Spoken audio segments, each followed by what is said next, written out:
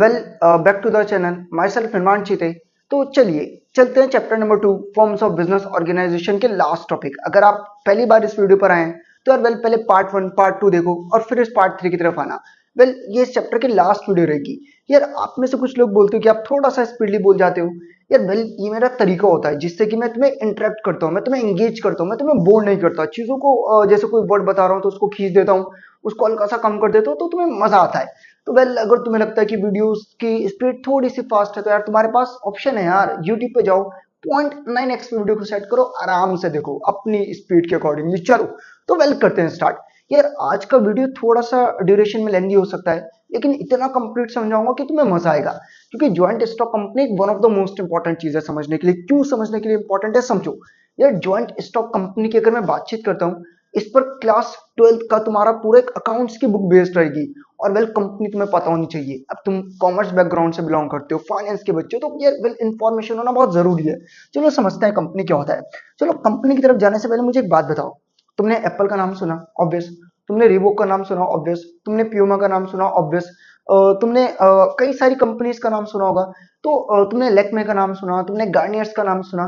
तो तुम्हें नहीं लगता कि यार ये कंपनी क्या है, तो क्या कुछ अलग नहीं है? तो मैं समझाता हूँ। चलो धीरे धीरे करके तुम्हारे मन में जितने भी सवाल है सब क्लियर करूंगा। शेयर्स क्या होता है, शेयर होल्डर्स क्या होता है, वेल डायरेक्टर्स किसको बोलते हैं, मैनेजर्स किसको बोलते हैं, प्रोमोटर्स किसको बोलते हैं, बहुत कुछ है जो कि बताने वाला हूँ। अच्छा एक चीज और समझना, आप में से कुछ स्कूल्स में क्या है कि एनसीईआरटी के अकॉर्डिंगली अगर मैं बातचीत करता हूँ, चैप्टर 2 अलग है, chapter 7 formation of a company अलग है।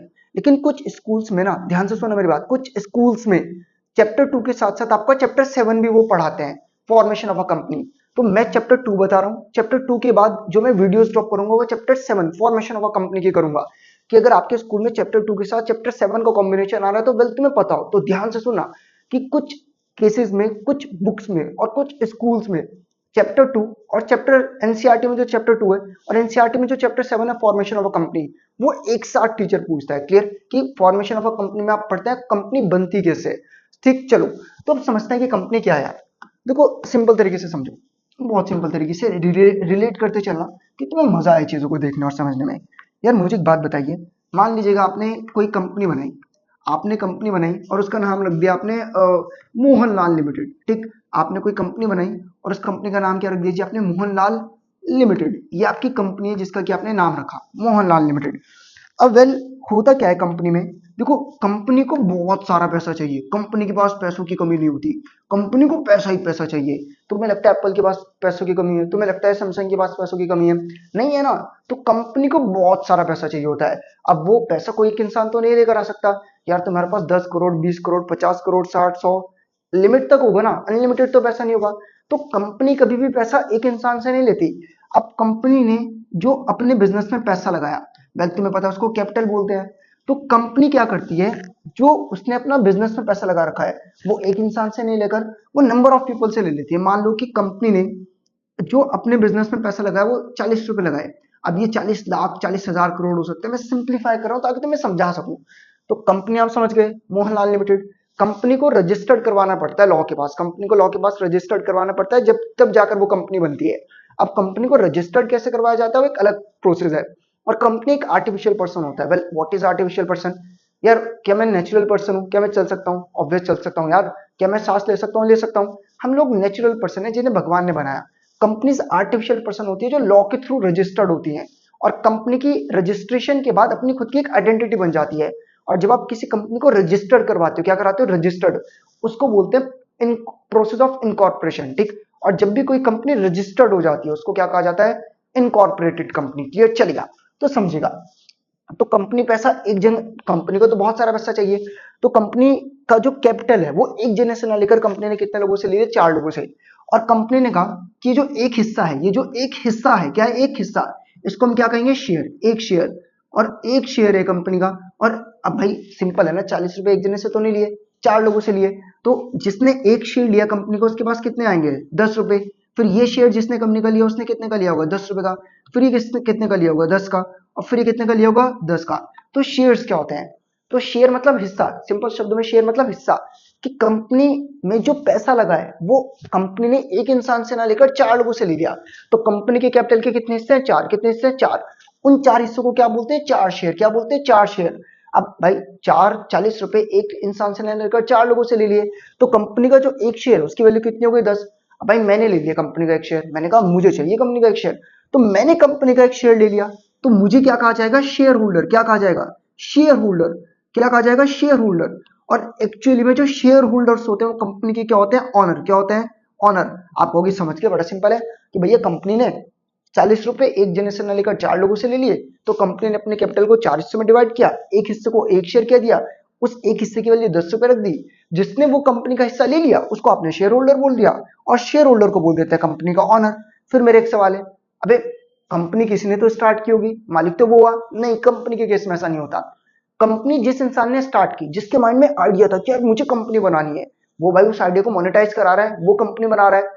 तो जिस इंसान ने कंपनी बनाया, जिस इंसान ने कंपनी को मोनेटाइज किया, जिस इंसान ने कंपनी को रजिस्टर्ड करवाया, उसको बोलते हैं प्रोमोटर। क्या बोलते हैं? प्रोमोटर। तो प्रोमोटर वो इंसान होता है जिसके माइंड में एक आइडिया होता है। प्रोमोटर वो इंसान होता है जिसके माइंड में एक आइडिया होता है और जो कंपनी को क्या करता है? रजिस्टर्ड करवाता है। ठीक, तो प्रोमोटर समझ गए। मैं हूं, मेरे माइंड में एक आइडिया था, मैंने एक कंपनी बनाई, तो मैं प्रोमोटर। आपने उस कंपनी में पैसा इन्वेस्ट किया, तो आप क्या? शेयर होल्डर, उस कंपनी के मालिक। अब आपने क्यों किया मेरी कंपनी में पैसा इन्वेस्ट? आपका भी तो कुछ फायदा होगा तभी तो किया। तो मैं आपको कंपनी के प्रॉफिट में से हिस्सा दूंगा, मैं आपको कंपनी के प्रॉफिट में से हिस्सा दूंगा, और जब आपको कंपनी के प्रॉफिट में से हिस्सा मिलेगा उसको बोलते हैं डिविडेंड। तो आपको क्या मिलने वाला है? डिविडेंड। आपको क्या मिलने वाला है? डिविडेंड। समझ गए? ठीक। अब यार शेयर्स भी कई तरीके के होते हैं, equity shares, preference shares.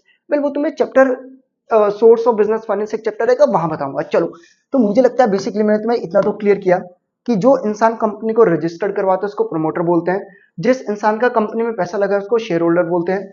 Share holder को पर्टिकुलरली कंपनी के हिस्से में से क्या मिलता है? डिविडेंड में से, प्रॉफिट में से हिस्सा, जिसको डिविडेंड बोलते हैं। शेयर समझ गए। कंपनी में 40 रुपए एक जने से लेकर 4 लोगों से लिया, तो एक हिस्से को आपने एक शेयर बोल दिया। बोर्ड ऑफ डायरेक्टर्स कौन होते हैं? जो लोग कंपनी को मालिक मैनेज करते हैं। मालिक शेयर होल्डर, जिसने कंपनी को रजिस्टर्ड करवाया प्रमोटर, जो लोग कंपनी को मैनेज करते हैं, जो मैनेजर हैं, जैसे मैनेजर्स होते हैं, तो उन मैनेजर्स को क्या कहा जाता है? Board of directors. क्या कहा जाता है? Board of directors. फिर तुम्हारे मन में सवाल, क्या प्रमोटर क्यों कर रहे हैं सब? प्रमोटर का क्या फायदा? वे पागल है क्या प्रमोटर ने जो सब कुछ किया? पागल नहीं है यार, उसकी मतलब उसने, प्रमोटर ने जब कंपनी को रजिस्टर्ड करवाया, तो हो सकता है कि वो खुद से कंपनी में पैसा इन्वेस्ट कर दे, खुद से शेयर्स को होल्ड कर ले, या वो अपने आप को क्या भी बना सकता है? Board of director. तो कुछ ना कुछ तो वो करेगा, चलेगा। और कंपनी को रजिस्टर्ड कराना कंपलसरी है, और कंपनी रजिस्ट्रेशन के बाद क्या बन जाती है? एक आर्टिफिशियल पर्सन, मतलब लॉ के द्वारा रजिस्टर्ड हो चुकी है, और फिर कंपनी अपने नाम पर एसेट्स खरीद बेच सकती है, जैसे प्यूमा एक आर्टिफिशियल पर्सन, रिबॉक एक आर्टिफिशियल पर्सन। और कंपनी की एक सेपरेट लीगल आइडेंटिटी, खुद की अपनी पहचान होती है, अपार्ट फ्रॉम इट्स ऑनर्स, मालिक से अलग। चलिए, तो वो ये कि वॉलंटरी एसोसिएशन ऑफ पर्सन, जिसकी सेपरेट लीगल आइडेंटिटी है, मतलब एक अपनी खुद की एक अलग पहचान है। परपेचुअल सक्सेशन किसको बोलते हैं? कोई आए कोई जाए, कंपनी को फर्क नहीं पड़ता। यार मेरे पास कंपनी के शेयर्स हैं, कल को मैं तुम्हें बेच देता हूँ, मेरे पास रिलायंस के शेयर है, तुम्हें बेच देता हूँ, क्या कुछ फर्क पड़ेगा? भाई क्या फर्क पड़ेगा? कंपनी की एग्जिस्टेंस स्टेबल रहेगी। और कॉमन सील बोलते हैं कंपनी का सिग्नेचर। अब सिग्नेचर नहीं स्टैंप, अबे तुम्हारे स्कूल का स्टैंप होगा ना, पढ़ते हो, देखते हो तुम्हारे एडमिट कार्ड पर 10th के एग्जाम देकर रहते हो, एक स्टैंप लगता है, तो कंपनी की अपने खुद की सिग्नेचर होती है स्टैंप, जिसको कॉमन सील बोलते हैं। और कंपनी इसको रजिस्टर्ड करवाना कंपलसरी है। और किस एक्ट के थ्रू कंपनी को रजिस्टर्ड करवाया जाता है? Companies act of 2013। क्लियर? चलो और अच्छी तरीके से क्लियर करता हूँ फीचर के साथ। कंपनी एक आर्टिफिशियल पर्सन है, समझ गए कि कंपनी को लॉ ने क्रिएट किया, कंपनी चल फिर नहीं सकती, लेकिन कंपनी रजिस्टर्ड है कंपनीज एक्ट ऑफ 2013 के तहत, और कंपनी अपने नाम पर प्रॉपर्टी को खरीद भी सकती है और बेच भी सकती है। ठीक। सेपरेट लीगल आइडेंटिटी, कंपनी की अपनी खुद की एक अलग पहचान होती है, जैसे Puma, Reebok, Samsung, Apple, apart from it owner. मालिक को नहीं जानते आप, कंपनी के सीईओ को नहीं जानते, लेकिन कंपनी को आप जानते, क्योंकि कंपनी की अपनी खुद की पहचान है। कंपनी को बनाना फॉर्मेशन बहुत ज्यादा कॉम्प्लिकेटेड, एक्सपेंसिव, लेंथी प्रोसेस होता है, जिसको हम पढ़ेंगे चैप्टर नंबर 7 किस में? फॉर्मेशन ऑफ अ कंपनी में। क्लियर? तो बहुत ज्यादा कॉम्प्लिकेटेड, टाइम कंज्यूमिंग और एक्सपेंसिव प्रोसेस होता है, बहुत सारी फॉर्मेलिटीज को पूरा करना पड़ता है। फिर प्रिपेचुअल सक्सेशन, क्लियर होगा तुम्हें? प्रिपेचुअल सक्सेशन, कोई आए कोई जाए कंपनी को फर्क नहीं पड़ता, कंपनी की एग्जिस्टेंस स्टेबल रहती है, कोई भी आए जाए कंपनी को इफेक्ट नहीं होने वाला। कंट्रोल की अगर मैं बातचीत करूं, तो कंपनी को जो लोग मैनेज करते हैं वो ऑनर्स नहीं होते, बोर्ड ऑफ डायरेक्टर्स होते हैं। कौन होते हैं? Board of directors. क्लियर? चलो, अगला है लाइबिलिटी। यार कंपनी की लाइबिलिटी लिमिटेड होती है। वेल इसका मतलब क्या है? अभी मैंने तुम्हें समझाया था ना कि एक हमने कंपनी का नाम रखा था। वेल तुम्हें याद होगा क्या रखा था कंपनी का नाम? बताओ। मोहनलाल लिमिटेड। मोहनलाल लिमिटेड में मैंने एक शेयर लिया था, और वो एक शेयर कितने का था? 10 रुपए का। तो कल को अगर कंपनी डूबती है तो मेरे घर के बर्तन नहीं बिकेंगे, बस मेरे 10 रुपए तक डूब सकता है, 10 रुपए से ऊपर मेरा डूब नहीं सकता। तो इसको बोलते हैं लिमिटेड लायबिलिटी, कि आपके घर के बर्तन नहीं बिकेंगे, आपने जितने कंपनी में इन्वेस्ट किए हैं सिर्फ उतना रुपया आपका जाएगा। कॉमन सील आप समझ चुके हैं, कंपनी का अपना खुद का स्टैंप और सिग्नेचर हो जाता है। अब कंपनी के मेरिट्स और डिमेरिट्स क्या है? पहला फायदा तो है लिमिटेड लायबिलिटी है, ठीक। अब पता है तुम्हें लिमिटेड लायबिलिटी क्या होता है, अभी बताया। दूसरा ट्रांसफर ऑफ इंटरेस्ट। अबे ट्रांसफर ऑफ इंटरेस्ट क्या है? वेल मेरे पास रिलायंस के शेयर्स थे, मुझे नहीं चाहिए भाई, मुझे नहीं खरीदने रिलायंस के शेयर्स, खरीद तो चुका हूं, मतलब अब मुझे नहीं रखने, तो वो शेयर्स मैं आपको बेच सकता हूं। तो क्या ट्रांसफर ऑफ इंटरेस्ट पॉसिबल है कि रिलायंस के जो शेयर्स मेरे पास थे, जो ओनरशिप मेरे पास थी, वो ओनरशिप मैंने आपको दे दी? बिल्कुल पॉसिबल है, उसी को बोलते हैं transfer of interest. Perpetual succession आप समझ चुके हैं, कोई आ जाए फर्क नहीं पड़ता। स्कोप ऑफ एक्सपेंशन, भाई कंपनी के पास पैसों की कमी नहीं है, कंपनी जितना चाहे उतना पैसा रेज कर सकती है। वेल ऐसा भी नहीं होता, एक नॉमिनल कैपिटल, ऑथराइज्ड कैपिटल, काफी कुछ होता है जो वेल बताऊंगा टाइम आने पर। अभी उस चीज का इस समय टाइम नहीं है, तुम उलझ जाओगे, कॉम्प्लिकेट हो जाएगा। अभी सिंपल शब्दों में समझते चलो, समय के साथ साथ चीजें समझेंगे, बस जुड़े रहना इस चैनल के साथ। स्कोप ऑफ एक्सपेंशन की अगर मैं बातचीत करूं तो समझ गए, कंपनीज के पास पैसों की कमी नहीं है, कंपनीज अपने आप को कितना भी एक्सपेंड कर सकती हैं। और फिफ्थ होता है प्रोफेशनल मैनेजमेंट। अब ये वेल प्रोफेशनल मैनेजमेंट क्या होता है समझो। देखो कंपनी में पैसों की तो कमी नहीं है, तो कंपनी मैनेजमेंट के लिए प्रोफेशनल मैनेजर्स को हायर कर सकती है जिन्होंने एमबीए वगैरह किया हो, तो वो चीज है, चलेगा। अच्छा फटाफट से देखते हैं डीमेरिट्स, या कंपनी के कई सारे नुकसान भी है, समझो। पहला नुकसान है कॉम्प्लेक्सिटी, इंफॉर्मेशन बनाने में बहुत टाइम लगता है। लैक ऑफ सिक्रेसी, कंपनी को ना अपने अकाउंट्स पब्लिश करने पड़ते हैं, बल तुम चेक करना, finology.ticker.com एक वेबसाइट है, वहां जाओ और रिलायंस हो गया, आपका टाटा हो गया, आपका अडानी हो गया, इन सभी कंपनीज को चेक करो। इन सभी कंपनीज की तुम्हें फाइनेंशियल रिपोर्ट्स मिल जाएंगी। वेल तुम्हें अभी समझ नहीं आएंगी, समय के साथ साथ आ जाएंगी। अभी बेसिक स्टार्ट किया तुमने क्लास 11 12th के एंड तक तुम्हें चीजें समझ में आ जाएंगी, बस एक ढंग का टीचर तुम्हें मिलना चाहिए। तीसरा होता है इम्पर्सनल वर्क एनवायरनमेंट, यार ये भी दिक्कत की बात है। देखो कंपनी में कोई किसी से मतलब नहीं रखता, फॉर एग्जाम्पल तुम घर में इमोशनली रिलेट करते हो, तो ये एक दिक्कत की बात है। कंपनी में ना ऑनर अलग है, मालिक कौन है, आपके शेयर होल्डर्स, मैनेजर्स अलग हैं, तो किसी को मोटिवेशन ही नहीं है, सबको अपनी पड़ी है। जो शेयर होल्डर्स हैं उनको ज्यादा प्रॉफिट चाहिए, मतलब ज्यादा डिविडेंड, जो मैनेजर्स हैं उनको ज्यादा सैलरी चाहिए, जो वर्कर्स हैं उनको ज्यादा बोनस चाहिए, तो सब अपने अपने में उलझे हुए हैं, किसी के बीच में भी कोई इमोशनल कनेक्शन नहीं है। निम्नलिखित रूल्स एंड रेगुलेशंस, यार कंपनीज को कंट्रोल करने के लिए बहुत सारे एक्ट होते हैं, कि कैसे कितने शेयर बिकेंगे, शेयर्स कैसे होंगे, बहुत कुछ होता है। और वो कौन बनाता है? SEBI, one of the most important चीज सेबी। सेबी पर्टिकुलरली, बस अभी तुम्हें बहुत ज्यादा तो रिलेटेबल रिलेट नहीं होगा, तुम इतना देख सकते हो कि कंपनीज को जो कंट्रोल करने के लिए एक बॉडी, एक ऑर्गेनाइजेशन है जो देखती है कि क्या कंपनी सही तरीके से चल रही है कि नहीं।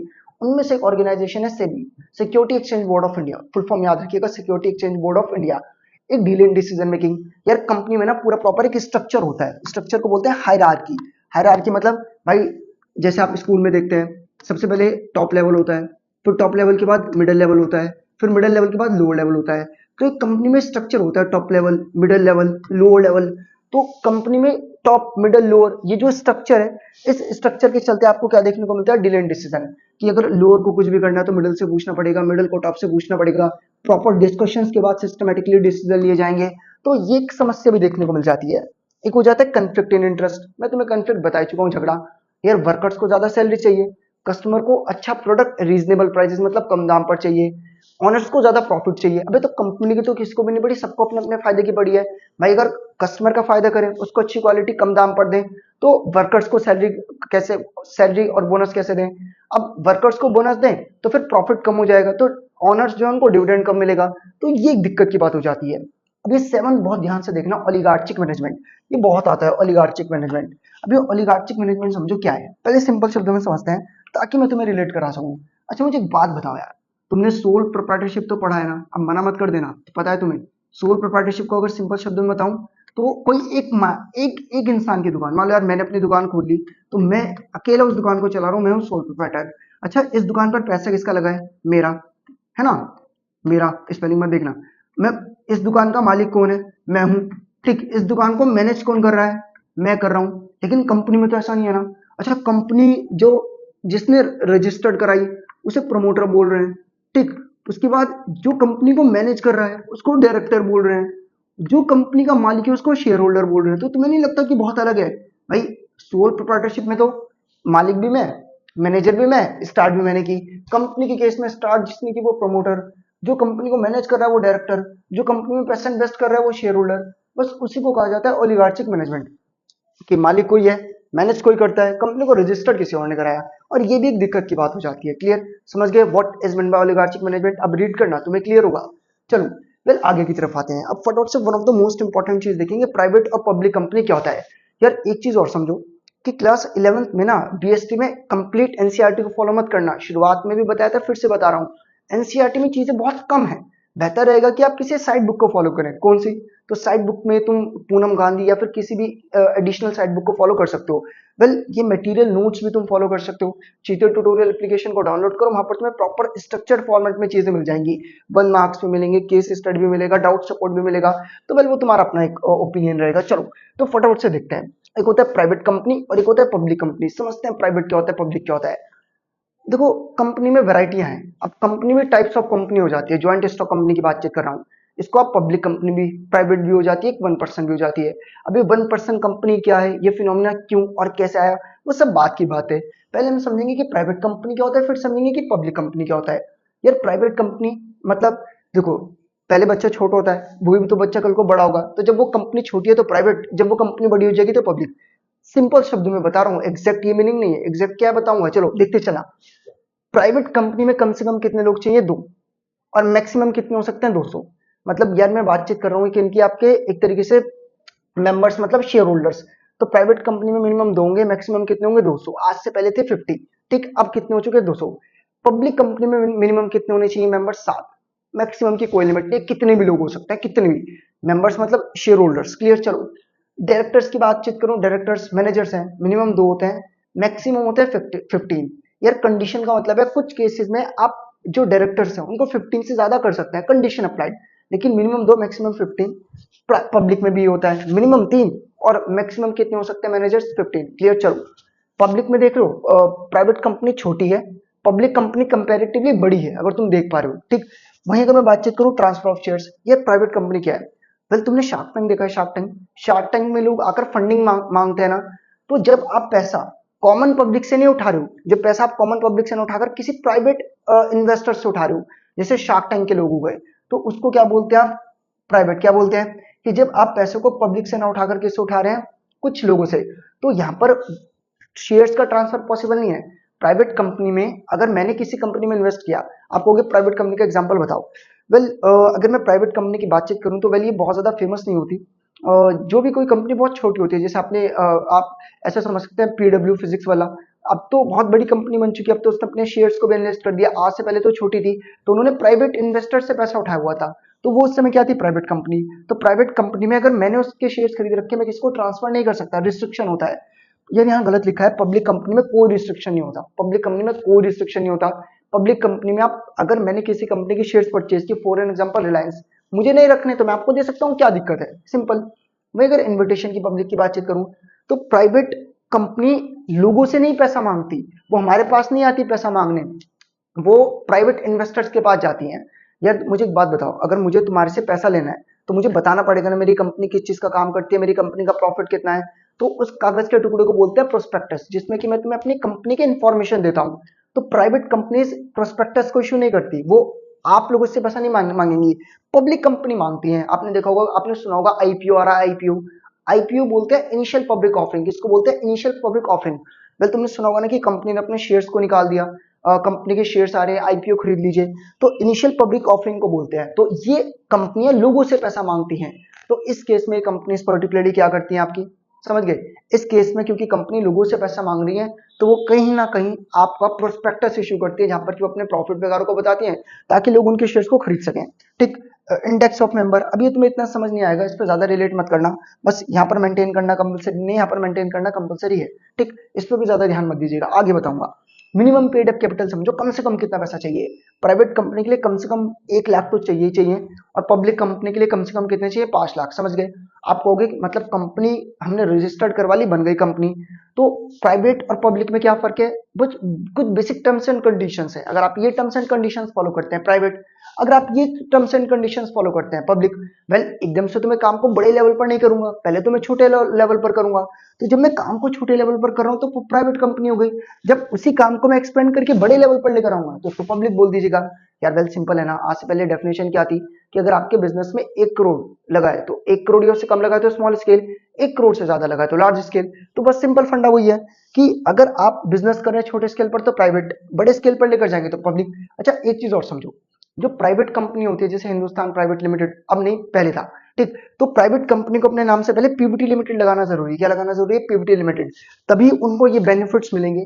अगर प्राइवेट कंपनी अपने नाम से पहले पीवीटी लिमिटेड नहीं लगाएगी तो उसको ये बेनिफिट्स नहीं मिलेंगे यार, उसको ये बेनिफिट्स नहीं मिलेंगे। तो वो चीज है कि नेसेसरी हो जाता है प्राइवेट कंपनी के लिए कि वो अपने नाम से पहले पीवीटी लिमिटेड लगाए। अगर कोई प्राइवेट कंपनी अपने नाम से पहले पीवीटी लिमिटेड नहीं लगा रही तो उसको ये बेनिफिट्स मिलने वाले नहीं है। वो ऑटोमेटिकली क्या मान ली जाएगी? Public company. तो प्राइवेट कंपनी के लिए कंपलसरी होता है कि वो अपने नाम से पहले क्या लगाए? Private Pvt limited. क्लियर? चलो एक क्वेश्चन और बन जाता है कि पीवीटी लिमिटेड कंपनीज को या फिर प्राइवेट कंपनी को क्या बेनिफिट्स मिलते हैं। तो रटो मत यार, यही तो लिख कर आना है, बाकी डिफरेंशिएट के फॉर्म में लिखा है तो ऐसे बेसिस के फॉर्म में। बेसिस आपको पता है, आंसर प्रेजेंटेशन वगैरह कैसे रहते हैं सब बताऊंगा अभी एसटी में। वेल यहाँ तक मुझे लगता है कि मैंने तुम्हें प्रॉपर चीजें क्लियर की होंगी। अब ध्यान से देखते हैं ओपीसी क्या होता है, 1% कंपनी। यार देखो ये इंडिया में शुरुआत से नहीं था। इंडिया में जब 2013 में आपने कंपनीज एक्ट ऑफ 2013 को लॉन्च किया तब आप इस कॉन्सेप्ट को लेकर आए। अब क्यों लेकर आए? वेल यार मुझे मान लीजिएगा अपनी कंपनी ओपन करनी है। क्यों करनी है? यार मुझे लगा कि अगर अकेला पार्टनरशिप में करना नहीं चाह रहा हूँ, क्योंकि कुछ केसेस में पार्टनरशिप से ज्यादा बेनिफिशियल कंपनी हो जाती है। तो मुझे लगा कि मुझे कंपनी ओपन करना है। अब अगर मुझे कंपनी खोलनी है, प्राइवेट कंपनी भी खोलनी है, तो कम से कम कितने मेंबर्स चाहिए? 2। अब अब इंडिया में एक आपका फैमिली का न्यूक्लियर कॉन्सेप्ट चलता है। न्यूक्लियर फैमिली समझते हैं ना, कि अब आजकल छोटे छोटे परिवार होने लगे। तो उस केस में होता क्या था कि जो हस्बैंड था वो जानबूझकर अपनी वाइफ का नाम लिखवा दिया करता था। क्यों? ताकि वो कंपनी को ओपन कर सके, क्योंकि कंपनी ओपन करने के लिए तो 2 लोग चाहिए थे। तो गवर्नमेंट को समझ में आया कि यार वो जो वाइफ है ना तो कभी कंपनी को मैनेज करेगी, ना ही वो कंपनी को कभी संभालेगी, लेकिन वो कंपनी में उसका नाम लिखा हुआ है। क्यों? क्योंकि इंडिया में अगर मुझे कंपनी ओपन करनी है मैं अकेला तो नहीं खोल सकता, मुझे 2 लोग तो चाहिए। तो 2013 में गवर्नमेंट ने रिकॉग्नाइज किया कि इंडिया में फैमिलीज छोटी होती जा रही हैं, तो क्यों ना 1% कंपनी के कॉन्सेप्ट को लॉन्च किया जाए। हालांकि जो वेस्टर्न कंट्रीज है वहां पर तो चलता था, तो इंडिया में 2013 में ट्रेंड स्टार्ट किया जाता है 1% कंपनी। समझ गए कि अब एक इंसान भी कंपनी ओपन कर सकता है। समझते हैं इसके बारे में और इन डेप्थ। तो 2013 में जब कंपनी एक्ट ऑफ 2013 आता है, प्राइवेट और पब्लिक के अलावा एक नई कंपनी को और स्टार्ट किया जाता है, 1% कंपनी। 1% कंपनी में केवल एक इंसान भी कंपनी को खोल सकता है। और ये बात 2013 के किस सेक्शन में लिखी हुई है? सेक्शन 3। यहाँ पर एक एक करेक्टरिस्टिक्स 1% कंपनी की क्या होती है, इसमें मैंने बताया था। मेंबर मतलब शेयर होल्डर। इसमें मिनिमम एक ही मेंबर, एक ही शेयर होल्डर होगा, और मैक्सिमम भी एक ही हो सकता है, ठीक। और वही कि कंपनी की तो अपनी खुद की एक सेपरेट लीगल आइडेंटिटी है, अलग पहचान वो भी रहेगी। और साथ ही साथ 1% कंपनी को एक नेचुरल पर्सन ही खोल सकता है जो कि इंडिया का सिटीजन हो, इंडिया का नागरिक हो, और रेजिडेंट भी इंडिया का हो। अब रेजिडेंट क्या होता है? पहले अगर आप किसी भी कंट्री में 1 साल से ज्यादा रहते हैं, 1 साल से ज्यादा कमाते हैं और वहीं खर्च करते हैं, तो आप उस कंट्री के नॉर्मल रेजिडेंट कहलाते हैं। तो वो इंडिया का सिटीजन और रेजिडेंट दोनों होना चाहिए। और कोई भी इंसान पर्टिकुलरली फिर जाकर वो उस कंपनी को क्या करवा सकता है? रजिस्टर्ड 1%। अच्छा एक केस और समझो कि 1% कंपनी को आप प्राइवेट और पब्लिक कंपनी में भी कन्वर्ट कर सकते हैं अगर आप इन फ्यूचर एक्सपेंड करने की सोच रहे हैं। वो कैसे हो जाएगी ध्यान से देखना। तो 1% कंपनी को आप पब्लिक और प्राइवेट में भी कन्वर्ट कर सकते हैं, और वो कई बार ऑटोमेटिकली भी कन्वर्ट हो जाती है। कब? अगर आपका जो बिजनेस में पेड अप कैपिटल, अगर इन्वेस्टमेंट 50 लाख से ज्यादा हो गई तो वो प्राइवेट कंपनी में या पब्लिक कंपनी में कन्वर्ट हो जाएगी। अगर आपके बिजनेस में इन्वेस्टमेंट 50 लाख से ज्यादा हो गई तो वो 1% कंपनी नहीं रहेगी। समझ गए? ये टर्नओवर। अब टर्नओवर क्या होता है समझो। मेरे मुझे एक बात बताइए, मैं किसी चीज को 10 का खरीदता हूँ और मैं उसको 20 का बेचता हूँ, तो मुझे तो प्रॉफिट कितना हुआ? 10 रुपए का, है ना। लेकिन टर्नओवर में आप एक्सपेंसेस को माइनस नहीं करते, आपने टोटल 20 रुपए कमाए ना, तो वो 20 रुपए आपका टर्नओवर है। वो 20 रुपए क्या टर्नओवर? लेकिन कमाए 20, एक्सपेंसेस थे 10, तो जेब में कितने आए? 10 रुपए। टर्नओवर समझ गए ना। एक तरीके से अगर मैं किसी चीज को 10 का खरीद कर 20 का बेचता हूँ तो वो जो 20 रुपए मेरे पास है वो टर्नओवर हो गए, ठीक।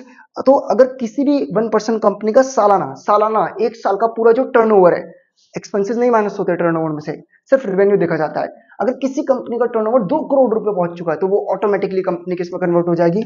1% कंपनी। क्लियर? चलो तुम्हें क्लियर होगा। अच्छा 2 तरीके की कंपनीज और होती है। गवर्नमेंट, भाई जिन कंपनी की 51% शेयर्स गवर्नमेंट के पास, उनको गवर्नमेंट कंपनी कहा जाता है। एग्जांपल तुम देख लेना। इसी तरीके से आपकी मल्टीनेशनल कंपनीज हो जाती हैं। अब ये क्या होती है? भाई तुमने एप्पल का नाम सुना है क्या? एप्पल एक से ज्यादा नेशन में है।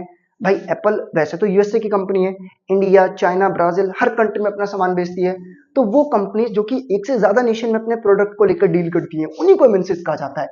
जैसे आपका क्या हो गया? सोनी हो गया, नेस्ले हो गया, वो सारी चीजें। क्लियर है? चलो आगे चलते हैं। अब यार यहाँ पर ना कुछ बेसिक चीजें बन जाती है। वो बेसिक चीजें समझेगा क्या है? वेल मुझे लगता है कि यार ये वीडियो का ड्यूरेशन थोड़ा लेंदी हो जाएगा। अब यहाँ से ना बिल्कुल एक डिफरेंट टॉपिक जाएगा। तो पार्ट 4 बना देना चाहिए वीडियो का, क्योंकि कंप्लीट इन्फॉर्मेशन देना ज़्यादा बेहतर रहेगा कि मैं वीडियो की ड्यूरेशन को थोड़ा सा शॉर्ट करने के चक्कर में और वीडियो को इंटरेक्टिव बनाने के चक्कर में इन्फॉर्मेशन कम करूँ, वो मुझे चीज़ सही नहीं लगेगी, वो एथिक्स के खिलाफ होगी मेरे। तो मुझे लगता है कि पर्टिकुलरली वीडियो को मैं यहीं पर रोकता हूँ। और आज हमने जितना किया कंपनीज को लेकर, आपको बहुत प्रॉपर इसमें क्लियर हुआ होगा। Well government, MNCs, joint stock company, public, private, one person company, तो मैं सब क्लियर हो चुका होगा। वेल इससे अगली वीडियो में मिलते हैं जहां पर कि मैं चैप्टर को एंड करूंगा और वहीं बताऊंगा कि हम किन किन टॉपिक्स को कवर करने वाले हैं। वेल ये one of the most important video lecture था जो आज हमने देखा, कॉन्सेप्ट के पॉइंट ऑफ व्यू से भी, एग्जाम में एकेडमिक्स पॉइंट ऑफ व्यू से भी। इस वीडियो में ये मत पूछना कि इंपॉर्टेंट है, सब इंपॉर्टेंट है सब। वेल आज के लिए इतना ही करते हैं। Thank you very much.